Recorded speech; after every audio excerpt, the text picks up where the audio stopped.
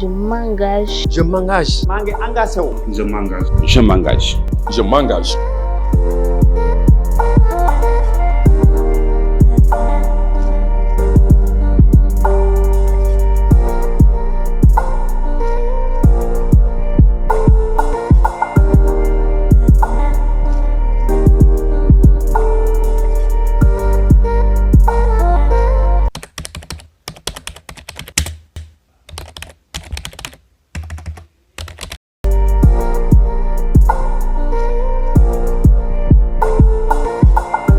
À Kédougou, comme partout dans le Sénégal, il y a de ces enfants vulnérables qui sont dans des familles vulnérables, qui rencontrent d'énormes difficultés pour la scolarisation des filles.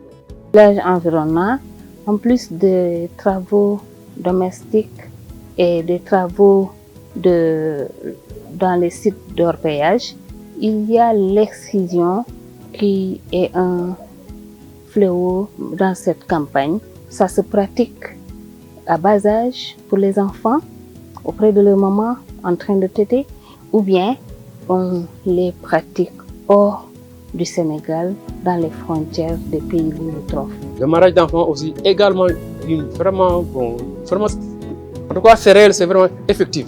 Parce que aussi ici, la région de Kédougou a ce qu'on appelle une particularité. Donc, il y a vraiment une ethnie qui domine, en tout cas, ce sont dans les ethnies Peul, mais également les Malinké.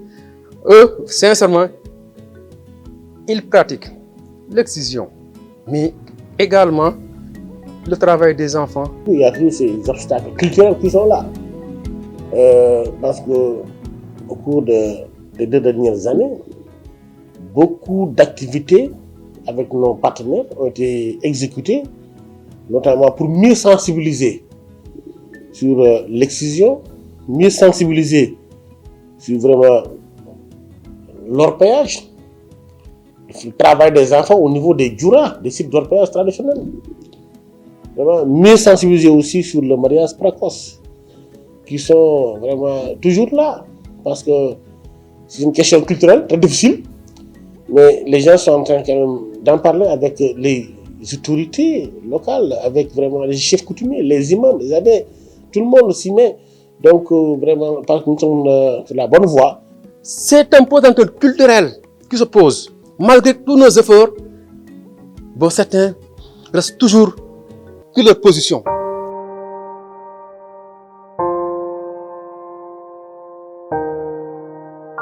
C'est difficile, c'est dur de le dire souvent, mais on compte toujours Malem parmi les départements les plus pauvres du Sénégal.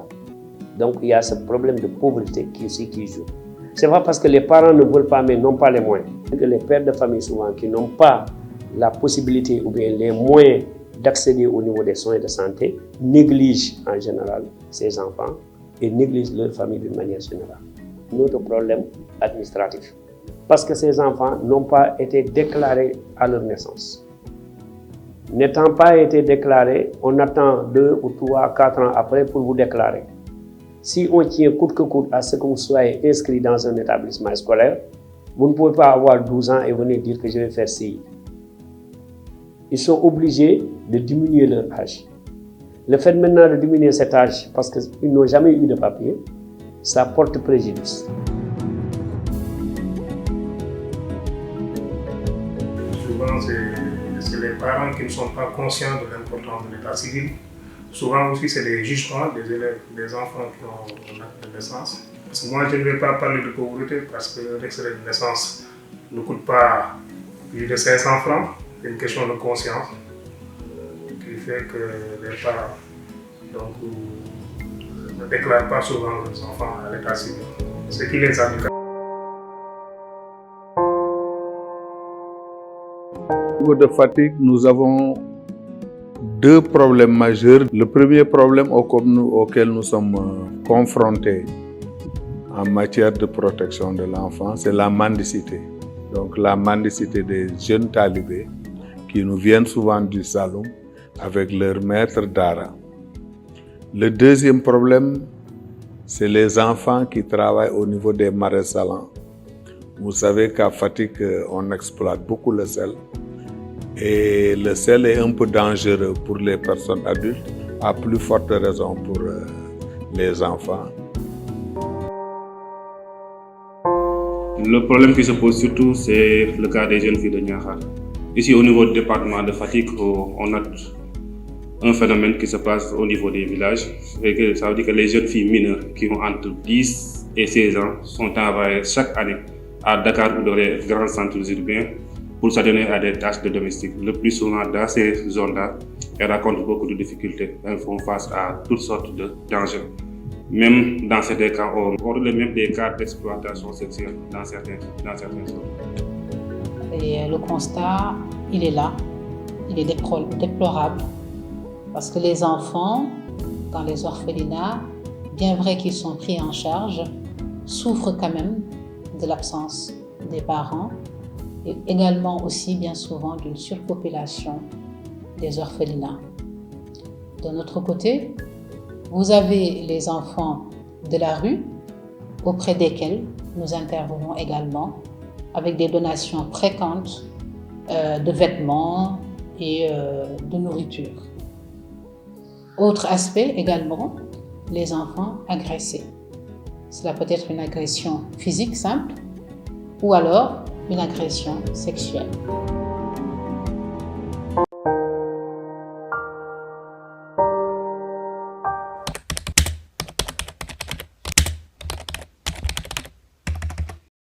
Aujourd'hui, on se rend compte que le budget qui est affecté, en tout cas au financement, est très, très faible, voire insignifiant.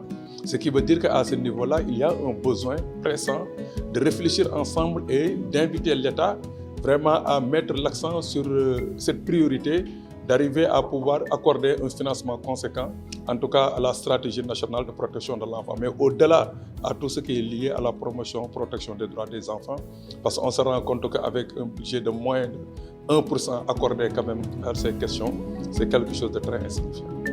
Jusqu'à présent, le seuil de 3% n'est pas atteint par l'État du Sénégal. Donc, nous espérons que ce montant va être vu à la hausse. Il y a aussi les partenaires techniques et financiers. Donc, s'ils peuvent également faire davantage, ce serait bien. Il y a la RSE, responsabilité sociétale de l'entreprise également. Les entreprises qui sont présentes dans des localités doivent également participer à la protection de l'enfant. Je préconise l'appui des collectivités territoriales, mais aussi l'appui de certaines ONG qui s'activent au niveau du département. Bon, il faut renforcer les moyens, donc les budgets alloués à la protection de l'enfance. Parce qu'au niveau national, il faut quand même les augmenter, les renforcer. Et aussi responsabiliser davantage les CDT, les renforcer en moyens humains, en moyens surtout matériels et financiers. La protection de l'enfance doit être inscrite au cœur de l'agenda budgétaire et c'est en faisant cela que l'on pourra avoir davantage de ressources. Il faut également que les ressources soient non seulement allouées au niveau central, mais également au niveau local. C'est pour ça que certains comités départementaux de protection de l'enfance ont justement toutes ces difficultés-là. Donc cette inscription de façon formelle, elle est primordiale. Au niveau de nos budgets prochains, nous allons inscrire la protection des enfants dans nos budgets.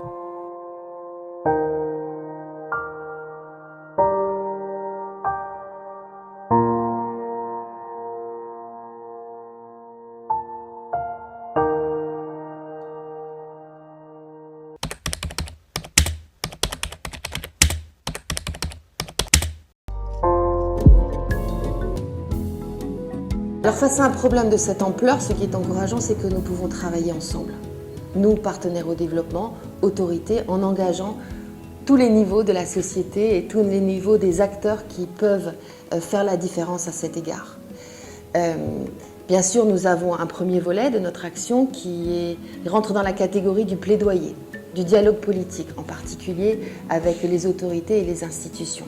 C'est très important parce qu'il faut un engagement politique, c'est une volonté politique qui va imprimer la possibilité de changement sur un sujet qui touche aussi profondément la société.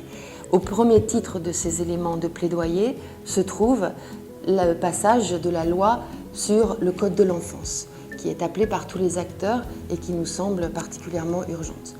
Mais il existe aussi d'autres moyens d'engager une coopération structurante pour renforcer les systèmes de protection de l'enfance, comme par exemple notre programme très ambitieux et très important sur l'état civil.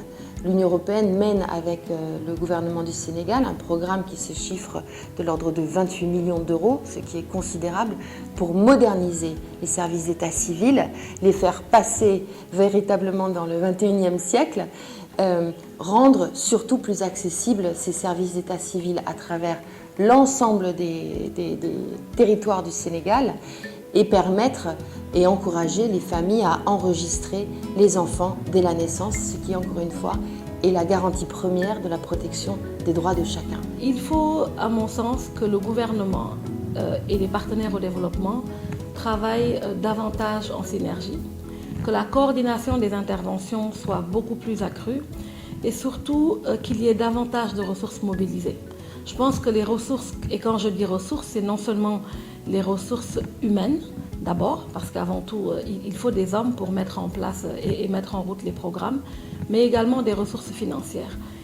Ça, c'est un point important. Il faudrait également former, renforcer les capacités des acteurs à la base. Toutes les personnes qui s'occupent de protection d'enfance doivent être outillées sur les nouvelles technologies, sur la façon de prendre en charge les enfants, sur la budgétisation sensible aux enfants. Et donc, il me semble que les partenaires au développement, ainsi que l'État, on a un rôle extrêmement important à jouer pour justement sensibiliser non seulement les populations, mais également les parlementaires qui votent les lois et les autorités afin que nous puissions tous ensemble prendre en charge cette question qui est extrêmement importante. On sensibilise pour l'accès à l'école. Durant les campagnes de recrutement aussi, on sensibilise via causerie, via des mobilisations sociales pour l'inscription des enfants à l'école. Mais nous sensibilisons aussi pour les mariages d'enfants. Parce qu'il y a beaucoup de filles qui abandonnent l'école à cause des mariages d'enfants.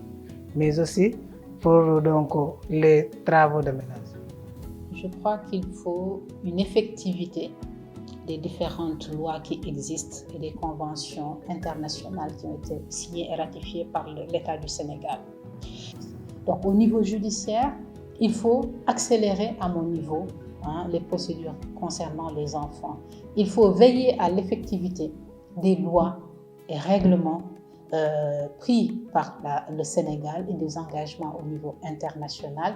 Et il faut aussi, troisième chose, et je pense que c'est quelque chose de très important, que l'on donne la parole à l'enfant.